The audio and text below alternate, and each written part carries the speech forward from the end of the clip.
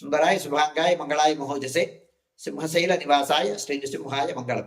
శ్రీ శ్రీ శ్రీ వరాహ లక్ష్మీ నృసింహస్వామి వారి సన్నిధానంలో చైత్ర బహుళ అమావాస్య ఆదివారం అశ్విని నక్షత్రం ఏప్రిల్ 27వ తారీఖు ఈనాటి నుండి మే 2వ తారీఖు వరకు చందనోత్సవ ప్రయుక్తంగా ఆ ఏర్పాట్లని అన్నిటినీ సన్నద్ధం చేసుకోవడం కోసమని ఆర్జిత సేవలన్నీ రద్దు చేయబడతాయి.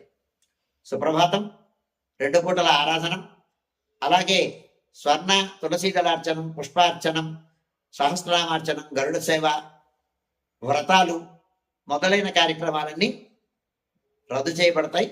భక్తులు గమనించవలసిందిగా మనవి చేస్తున్నాను.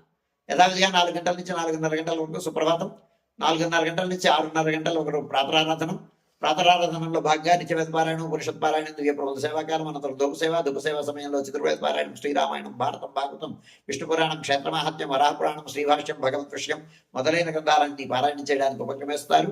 అనంతరం బాలభోగ నివేదనం అయిన తర్వాత నిత్యహోమం, బలిహరణం అయిన తర్వాత మంగళాశాస్త్రం, చాత్మరగోష్ఠి, తీర్థ వినియోగం అయిన తర్వాత చుట్టు సన్నిధుల్లో మంగళాశాస్త్రం పూర్తి చేసుకున్న తర్వాత సుమారు 6:30 గంటల నుంచి సర్వదర్శనం ఆరంభమవుతుంది. 11:30 గంటల వరకు సర్వదర్శనం కొనసాగుతుంది. ఈనాటి నుంచి రాజభోగం, మధ్యాహ్నం జరగాల్సినటువంటి రాజభోగం కూడా ఉదయం ఆరాధనతో జరుగుతుంది. భక్తులు గమనించవలసిందిగా మనవి చేస్తున్నాను.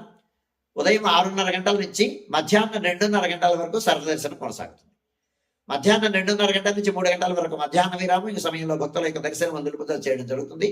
మధ్యాహ్నం 3 గంటల నుంచి రాత్రి 7 గంటల వరకు సర్వదర్శనం కొనసాగుతుంది.